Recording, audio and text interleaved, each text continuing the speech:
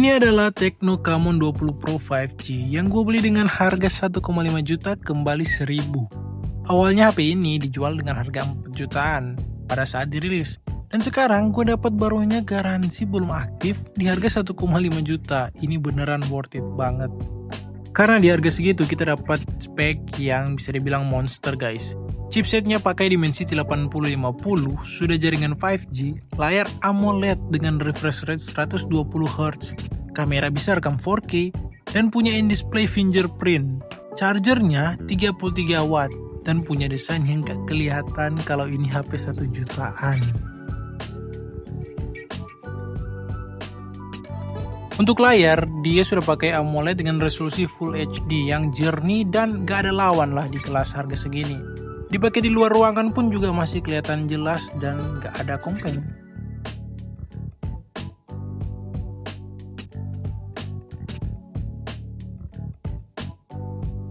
Untuk performa, HP ini udah gak ada lawan lagi di kelas harganya. Dipakai multitasking, buka tutup aplikasi, mulus dan lancar jaya tanpa ada gejala lag. Semuanya serba sat-set. Skor Antutu di HP ini dapat hampir 1 juta, tepatnya di 960 ribuan. Ingat, ini HP 1,5 juta. Perlu dicatat juga, HP ini sudah pakai UFS 3.1. Untuk main game, di sini gua ngetes pakai game PUBG Mobile. Dapat settingan Smooth Extreme Plus atau 90 fps. Dan selama main lebih dari 30 menit, FPS rata-rata yang gue dapat ada di 70-85 FPS. Dan suhu HP-nya menurut gue masih tergolong panas yang wajar lah, masih bisa dimaklumi. Dan ini sudah sangat lancar banget menurut gue, karena bisa lancar di atas 60 FPS untuk game PUBG Mobile. Untuk gyronya di sini gak ada masalah ya.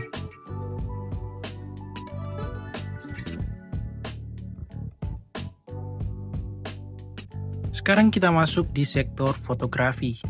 Untuk kamera dia pakai lensa beresolusi 64 megapiksel dan kamera kedua beresolusi 2 megapiksel sebagai lensa bokeh. Hasil kameranya ini sudah sangat memuaskan dan ini melebihi ekspektasi gua di harga 1 jutaan. Warna yang dihasilkan termasuk yang kuat dan sudah cukup untuk diposting di sosial media. Dengan ketajaman yang menurut gua udah cukup, bahkan ini adalah kamera yang menurut gua kamera HP dengan hasil foto terbaik yang bisa kalian dapatkan di harga 1,5 juta.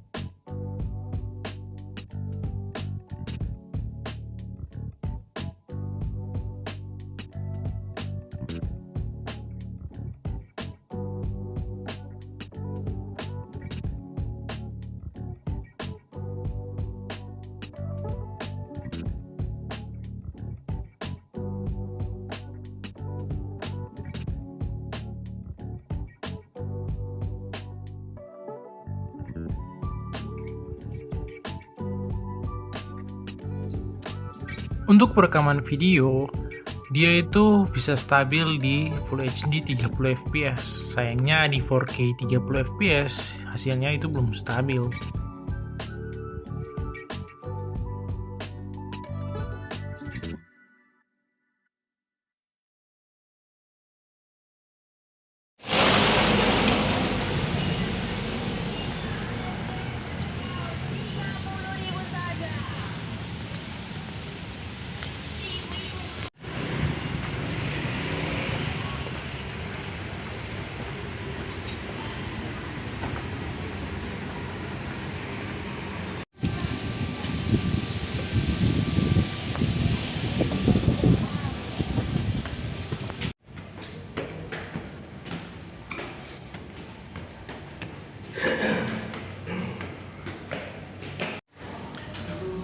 resolusi 2K 30 fps.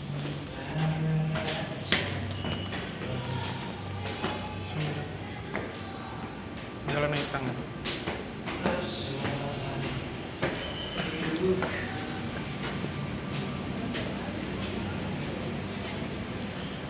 Jadi kalian bisa nilai sendiri gimana kualitasnya dan suara mic-nya. Nah, ini di resolusi 4K ya. Dan di dalam ruangan kalian bisa lihat detailnya seperti apa, bagus apa enggak. Ini cahayanya cukup ya, cukup bagus.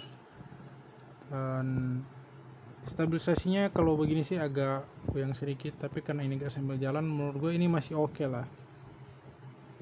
Dan suaranya gimana? Kalian bisa nilai sendiri. Ini ada sedikit suara kipas, terus ya ada suara kipas, noise kipas gitu. Kalian bisa dengerin gimana hasil suaranya.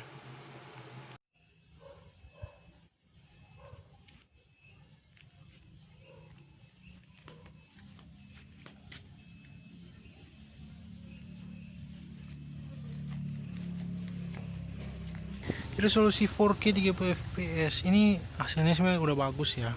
Cuman ciri khas traditional holding itu warna hijaunya itu kayak jauh banget gini. Terus karena ini di 4K 30 fps dia stabilisasinya nggak nyala, cuman ada kebantu sedikit noise mungkin ya. Jadi gak terlalu goncangannya itu gak terlalu kasar. Terus kita cobain fokusnya di rumput begini. Biasanya untuk beberapa handphone itu agak struggle ya, karena ini objeknya cukup halus. Dan ini kita coba cek. Oke. Agak lumayan susah ya, cuman dia lumayan di sini lumayan bagus sih fokusnya. Nih, bisa lihat. Nah, ternyata bagus juga ya untuk fokusnya. Jadi untuk videoin objek yang begini atau nggak banyak jalan ya pakai 4K 30 fps itu hasilnya bagus.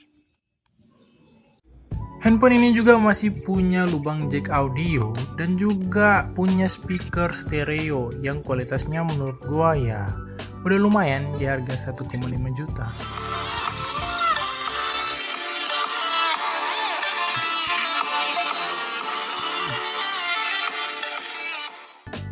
Untuk ketahanan baterai, SOT yang gue dapet ada di sekitar 4-5 jam.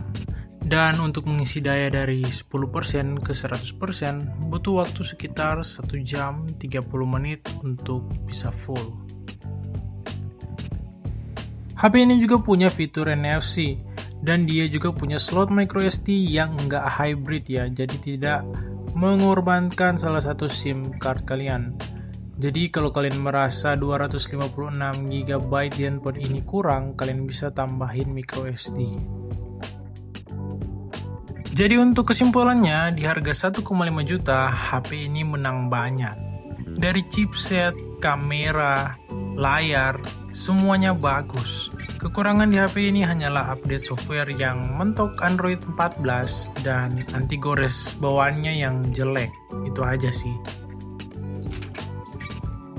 Oke, itu dia review Tecno Camon 20 Pro 5G. Semoga kalian suka dan kita ketemu lagi di review selanjutnya. Bye.